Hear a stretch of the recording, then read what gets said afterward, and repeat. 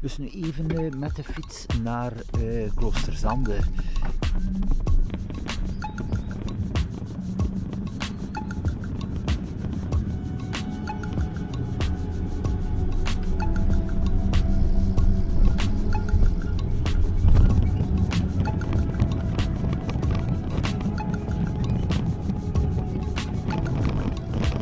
Momenteel zijn er hier nog werkzaamheden, je mag er wel door met de fiets.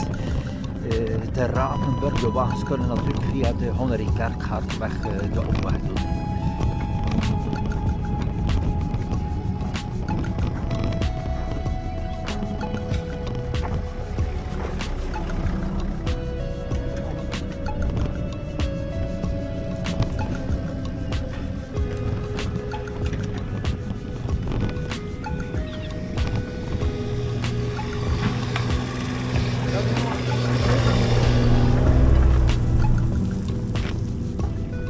Het is hier een volledige open werf.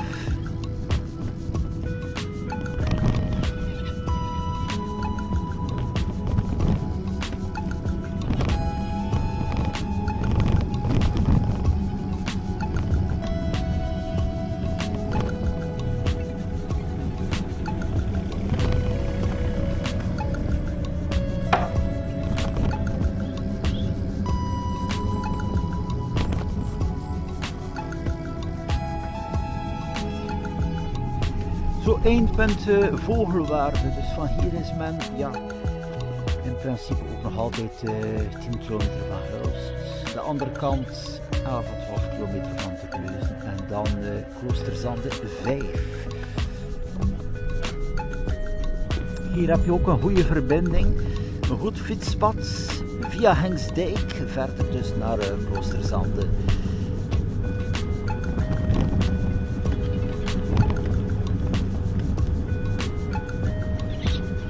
Dus het is alleszins een goed initiatief en zoals ik altijd zeg, beter laat dan nooit. Want dus momenteel, tot heden is het dus 1 bus per uur Hulst-Terneuzen, maar als die bus niet afkomt, ben je 2 uur vast, je kan ook niet weg flexibel. En met die hubpunten zal men toch kunnen, natuurlijk via de applicatie kan je dan ook wel zien, is er een rit beschikbaar. Toch wel flexibeler kunnen van Vogelwaarde naar Hulst en ook andere punten en ook wel belangrijk voor de retour.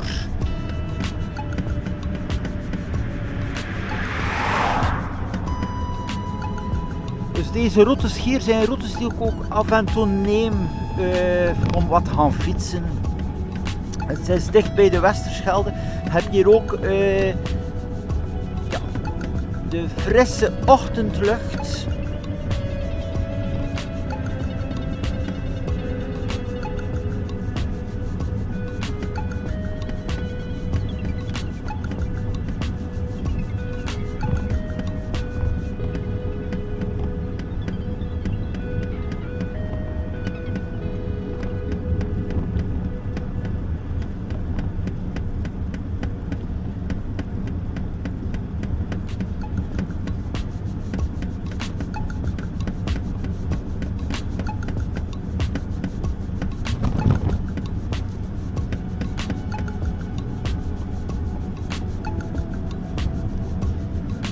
Dus op het gebied van de deelfietsen momenteel, ik had dat ook gezegd in een andere video, die deelfietsen van Donkey Republiek bieden momenteel dus de mogelijkheid vanuit Hulst te vertrekken naar de grens, naar Sint-Niklaas, zelfs als het nodig is naar Antwerpen, ook voor je retour tot Hulst busstation. Maar bon, als die taxi er nu bij komt, die flextaxi, heb je dan toch meer mogelijkheden.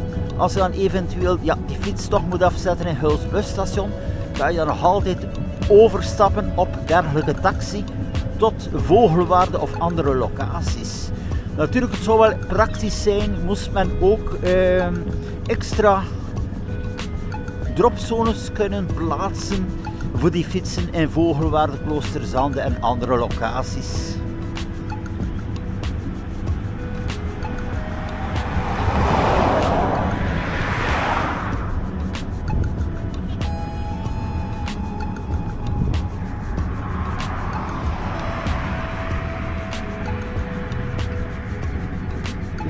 Hier hier ook wel goed voor de luchtwegen opnieuw. Die geeft die frisse lucht.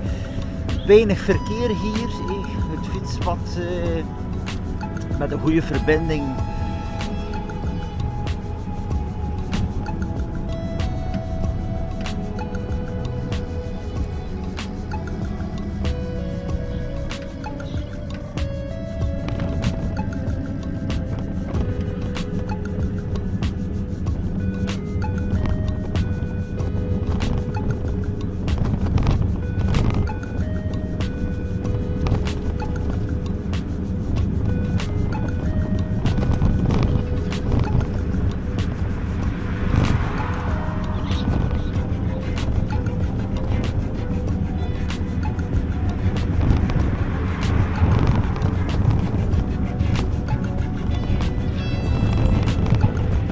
Zo, aankomst Hengstdijk.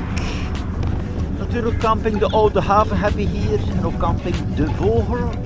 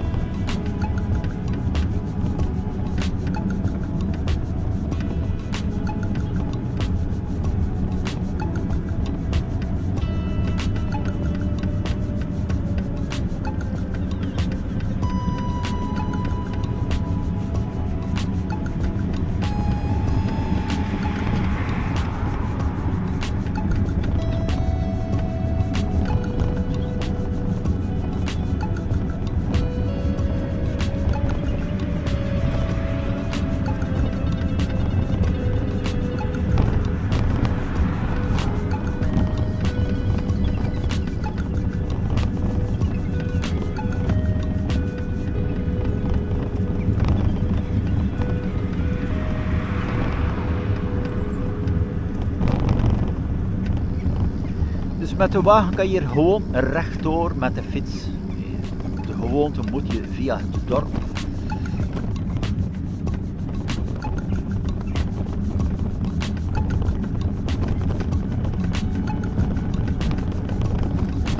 Ja, men is momenteel nog bezig met die hubs aan het plaatsen. Hè. Dus het kan natuurlijk wel zijn dat er bepaalde locaties nog zullen bediend worden die ik momenteel niet kan tonen. Hè. Waarschijnlijk wel te volgen ook via de website van Reizen door Zeeland. Ik ga ook de link zetten onder deze video, rechtstreeks van de website van hem, en dan ook ja, informatie verder komt er op mijn website.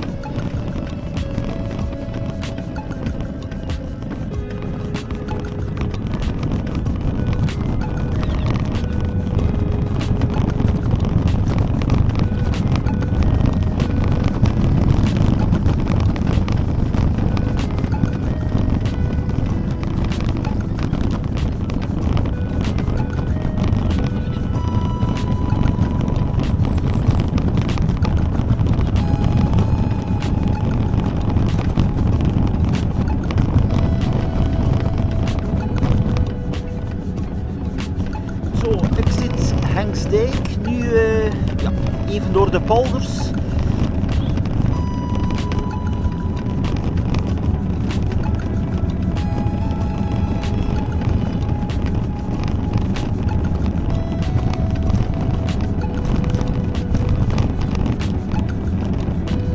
Dus nog even ter verduidelijking, een privé-taxi, zoals ik kan boeken in Sint-Niklaas, zelf in Vogelwaard is het ook wel een taxi, de Smet die privévervoer voorziet. Kan je natuurlijk wel thuis afzetten zoals men kent. Maar dan betaal je natuurlijk wel het tarief als gewone taxivervoer. Bon, dat kan natuurlijk wel de prijs zijn dan onmiddellijk van 20-25 euro van Huls naar Vogelwaarde. En met die flextaxi zal dat waarschijnlijk iets zijn van een gemiddelde, vermoed ik 3 euro, 2,50 euro à 3 euro per rit. Ja, zij rekenen wel, want de haltetaxi bestaat al op de avond, per persoon. Dus als je natuurlijk met 3 personen in een taxi zit, iedereen moet betalen afzonderlijk voor zijn rit. Dat is ook wel duidelijk.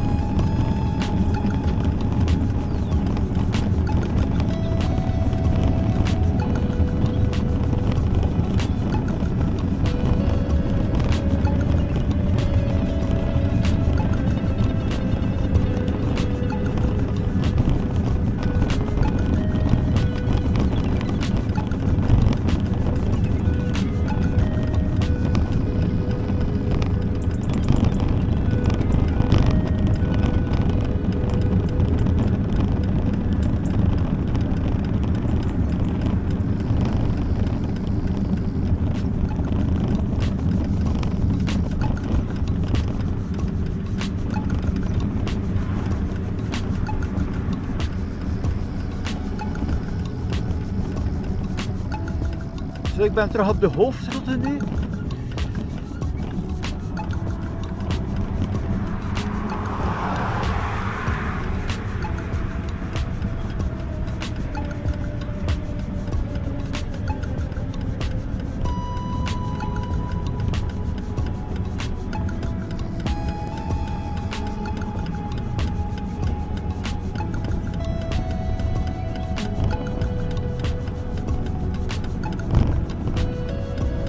Hier is het ook een bijzonder rustige zone.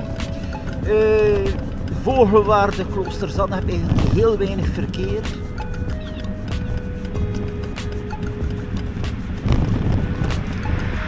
Dus Kloosterzand is ook 10 kilometer van huis zoals Vogelwaarde. Het is gewoon uit een andere hoek. Ja, op de kaart kan je het ook zien. Nee, het is de andere richting uit hier vlakbij de Westerschelde. Voilà, en daar is de lijn 10 van Connection. Dus die bus eenmaal per uur vertrekt uit Terneuzen. Je moet ook Terneuzen bedienen zoals het busstation het stadhuis. Ook Zaamslag en zo verder Vogelwaard, Kloosterzand en nog enkele locaties. En haar huis, het busstation. Maar bon, het is 1 voertuig per uur als die uitvalt. Iedereen kent het verhaal. Moet je wachten op de volgende. Het is ook bijzonder lastig, je verliest veel tijd.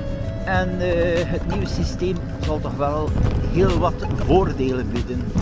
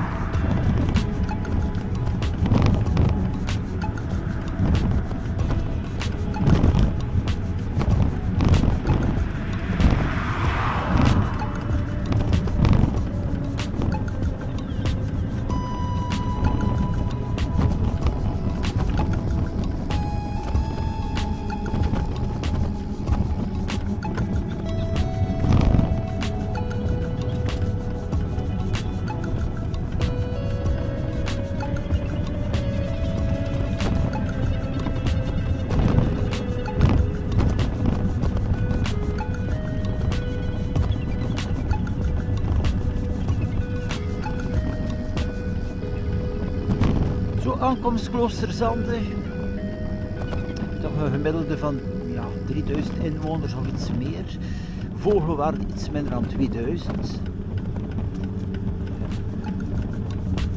Ja, en ik zie daar al een hub. Het presenteert ook wel goed, deze zijn overduidelijk en ook wel redelijk in hoogte.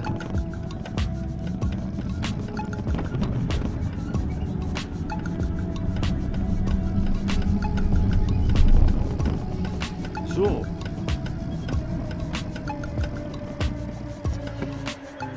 Beste mensen, dus hier is dat halte Molen.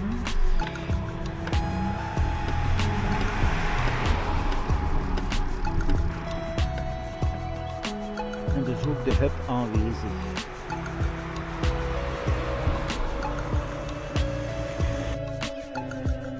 Dus hier de hub aan de halte Molen. Zo, ik ga nog even verder gaan kijken als er nog staan. Vermoedelijk wel, hè, want zeg, Kloosterzand heeft toch wel, is redelijk groot.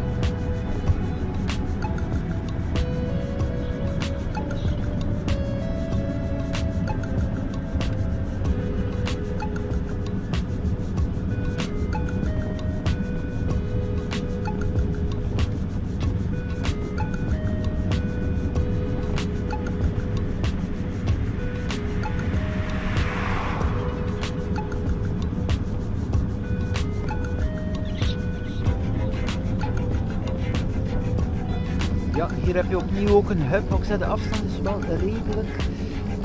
Je hebt natuurlijk ook wel nog het dorp zelf, dat je moet een stuk op het gaan stappen. Dus hier ook een hub aanwezig.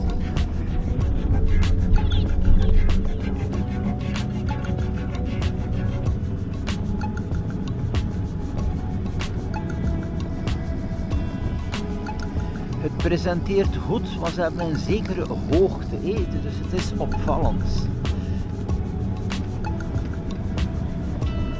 En daar is er nog één, de derde.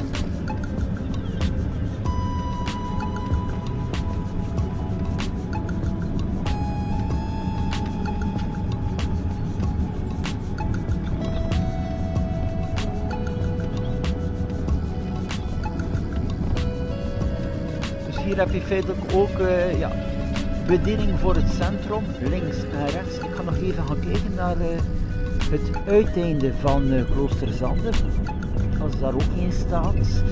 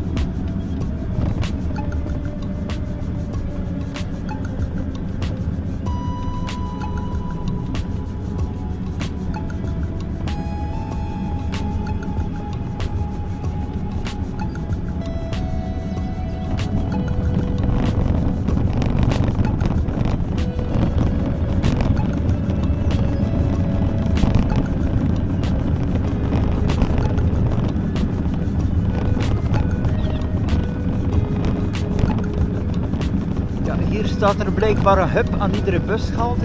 Is het nu de bedoeling dat men die hubs zal plaatsen aan iedere bushalte? Dat is me nog niet duidelijk. Ik vermoed even van niet. Het kan natuurlijk wel zijn van wel, maar bon. Want er is toch wel altijd een redelijke afstand van de locatie. Als je nu net de andere kant hier woonachtig bent, dus hier dus ook de hub aanwezig.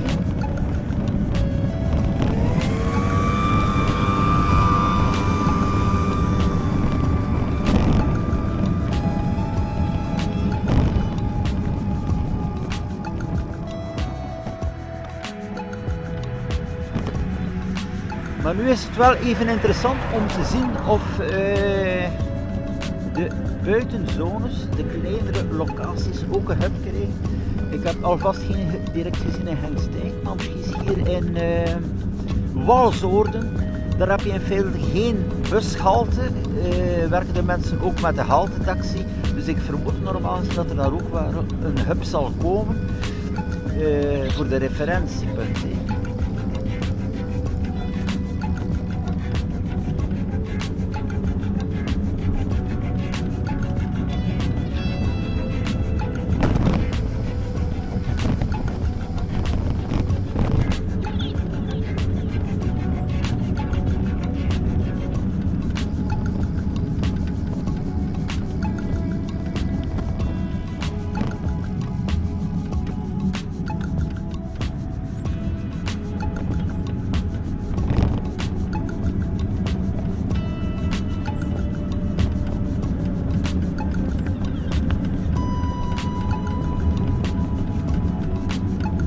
Ja, ik ben hier vlakbij Waterzande. Ik ga daar toch ook even naartoe gaan, want Waterzande feitelijk heeft geen busverbinding. Die lijn 10 stopt in Kloosterzande en rijdt verder naar Hulst. Die gaat hier niet langs deze kant, dus misschien is ook wel even interessant.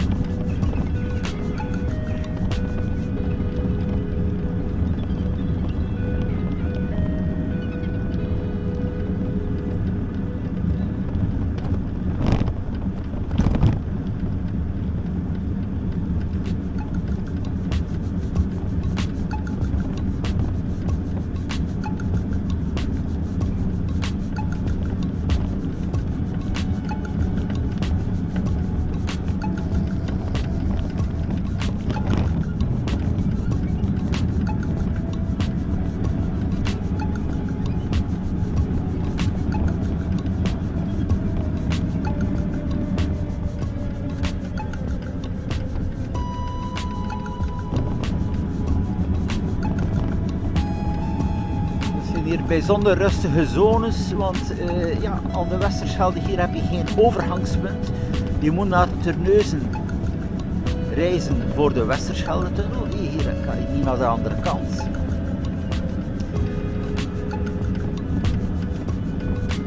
Zo, Wallensoorden.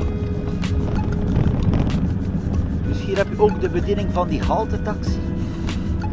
Want er is dus geen busvervoer. Ja, hier is de halte.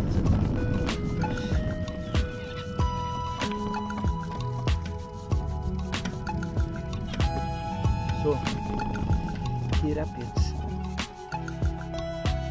Daar staat er in kleine letters haltetaxi. Dus normaal gezien zou er hier ook een hub moeten komen, dat is een referentiepunt. Zoals de andere locaties. Maar het kan natuurlijk wel zijn dat men de kleine woonlocaties niet meeneemt. Dat is maar nog niet duidelijk. Dat kan natuurlijk ook wel anders zijn. Want het zou ook niet logisch zijn dat men hier dan niet zou kunnen komen met die hub.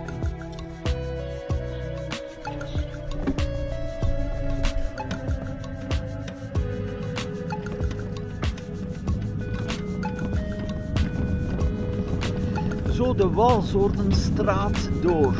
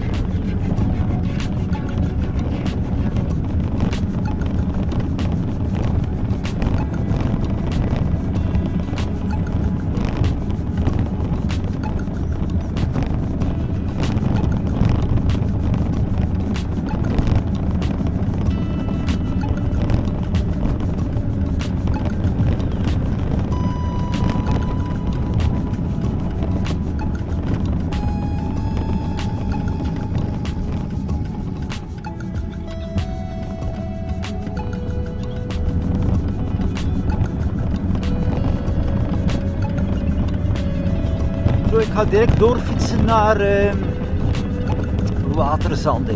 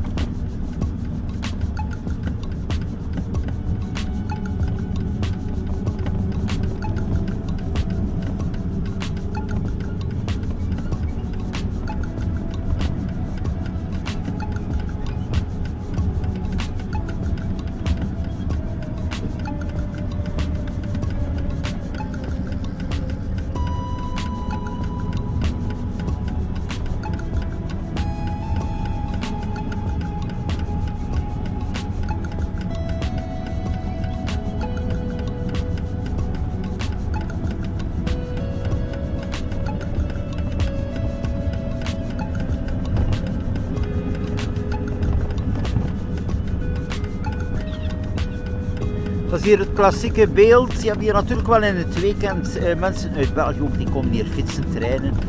De volledige zone, Hulst, Wallensoorden, Kloosterzand en dan verder de richting van Terneuzen op.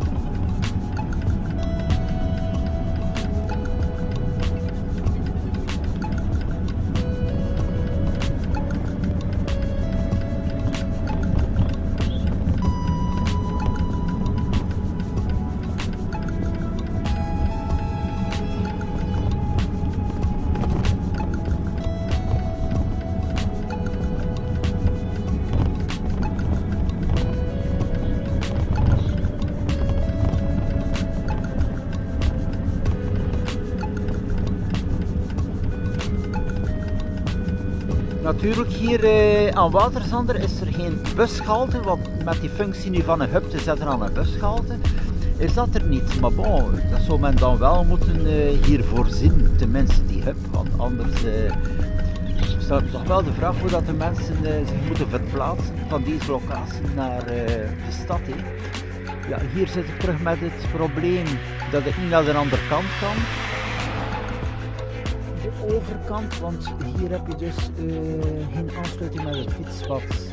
Maar bon, ik ga nu maar verder langs hier.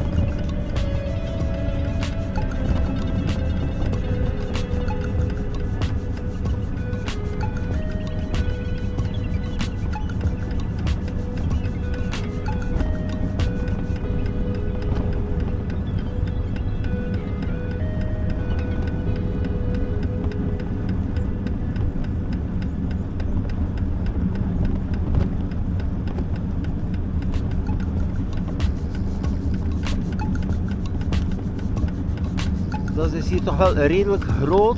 Ik zeg niet alleen appartementsgebouw, maar ook wel de woningen die hierbij komen. En dan ook de bediening voor Hulst aan Zee. In de vakantieperiodes heb je daar ook wel veel mensen die langs gaan. Dus het is wel nuttig om een halte te voorzien. Even hier kijken, hier kan ik naar boven.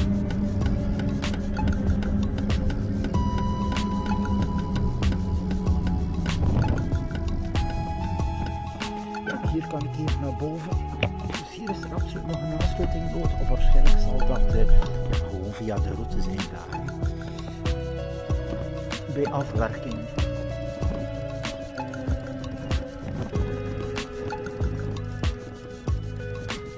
Als je komt uit Kloosterzanne moet je dus de andere aansluiting nemen met de fiets van de overkant. En dan ben je direct hier.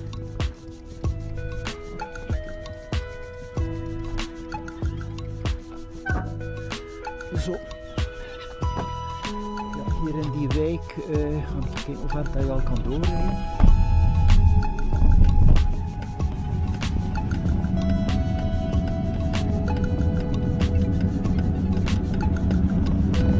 We waren bezig met de aansluitingsroute daar verder. Ik vermoed dat dat wel nog niet open is. Maar bon. Ja, ze hebben het niet vergeten. Er staat een hub.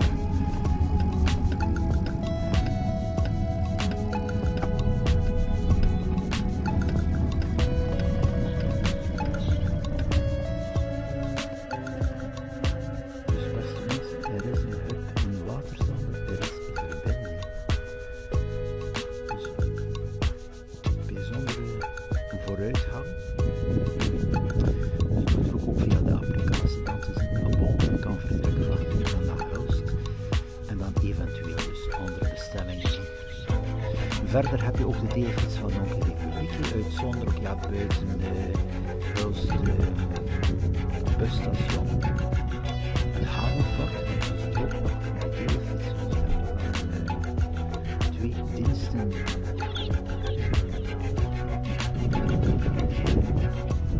Zo, dus hier ook de hub. Ik ga nog even verder voor te zien die verbindingsroute.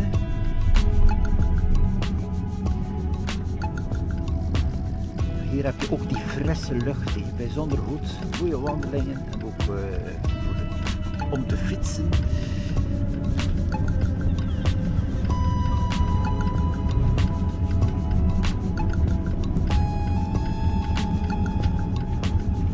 De route loopt momenteel al een stuk verder tot dit punt daar. En dan ook ja, op het gebied van woningen hier ook. Zicht is ook wel iets anders dan met de drone even van dichtbij.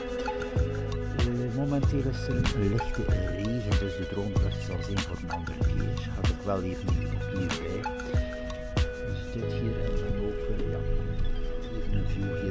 appartementsblok. Een bijzonder mooie afwerkingen, ook de kleuren en ja, de sfeer hier.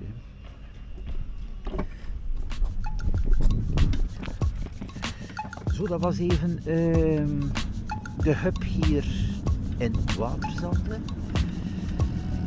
Ja, de fiets van Donkey Republiek staan wat verder. Locatie Hulst aan Zee. Ga ik nu niet langs, had ik al in beeld gebracht de vorige keer en ook via een short.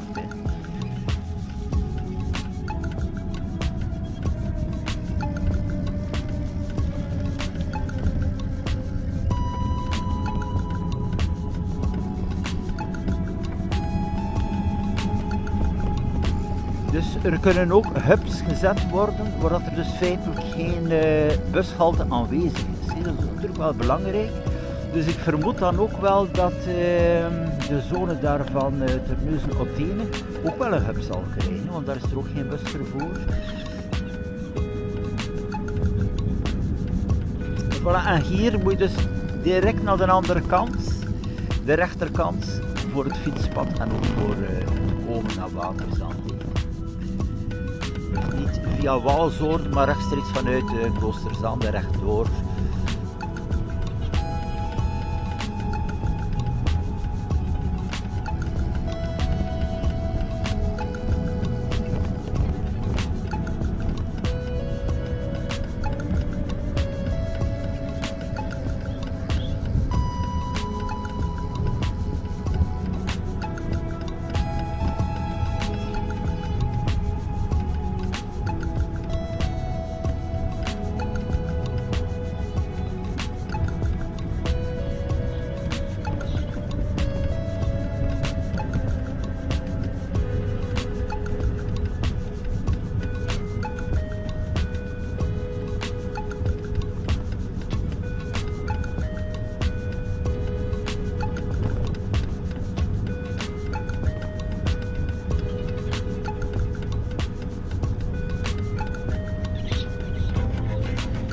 Ja, opnieuw die hub biedt zeker en vast oplossingen, want bijvoorbeeld hier, dus geen busverbinding en ook wel moeilijk met die ene bus per uur. Als ze die bus nog naar hier moeten laten rijden, ja, moeten ze 2 bussen inzetten. En met die hub mogelijkheden heb je toch wel op reservatie. Dat is natuurlijk wel nog altijd niet via uurrooster, maar bon, je kan toch vertrekken en terug naar huis.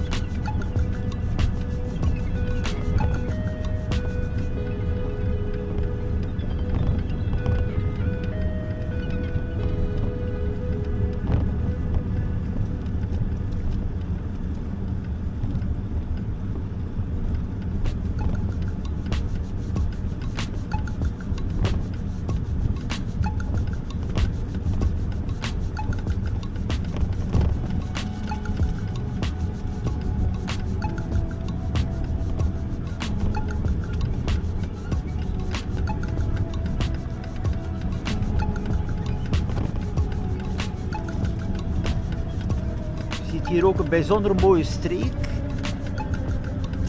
maar in al die jaren is altijd de mobiliteit toch wel een grote drempel geweest.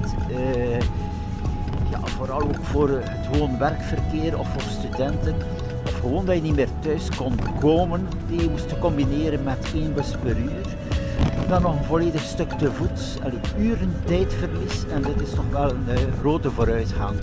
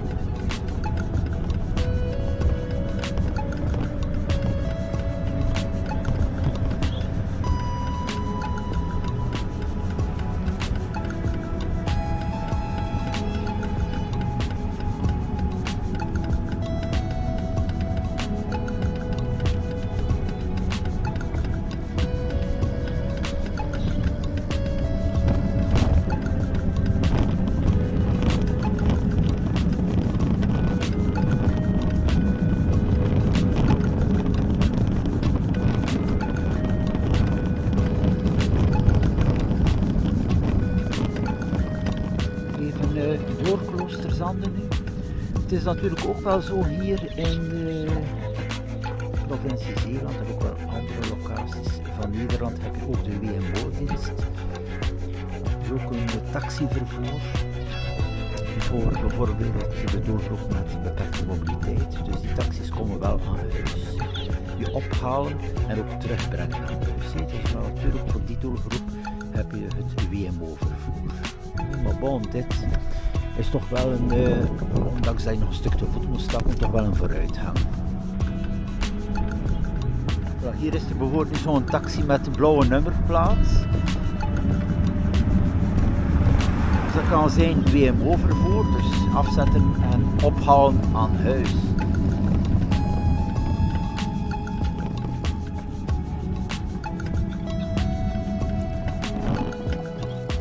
Ik zie dan toch wel nog een verborgen hub.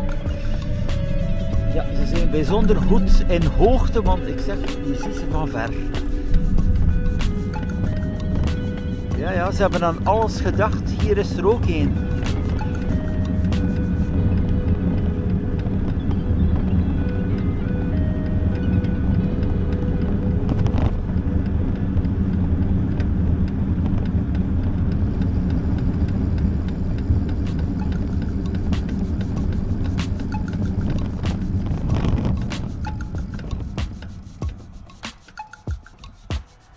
Ook op locatie was er totaal geen bushalte is, dus wel bijzonder positief dit.